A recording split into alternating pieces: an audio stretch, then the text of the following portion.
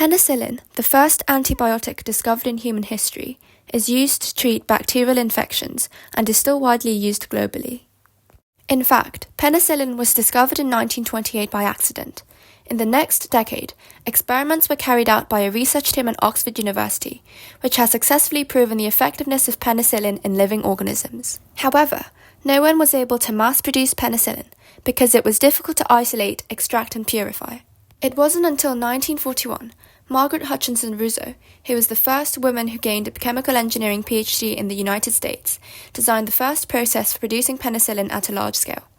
Because of her huge contributions, bacterial infections became treatable in World War II, saving countless lives. Born in 1910 in Texas, she began studying engineering at Rice University and later specialized in chemical engineering when she moved to MIT for her PhD.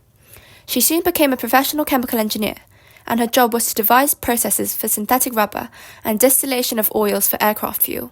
Margaret Hutchinson Rousseau created the deep tank fermentation process for mass-producing penicillin, which involves bubbling air through deep tanks while performing fermentation and agitating it, to aerate and stimulate the growth of penicillin mold. In 1941, the US was insufficient for penicillin to save any patients, but in 2 years, there was enough penicillin to treat the Allied armed forces, accounting for millions of people. Thanks to Margaret Hutchinson Rousseau, bacterial infections were no longer widespread.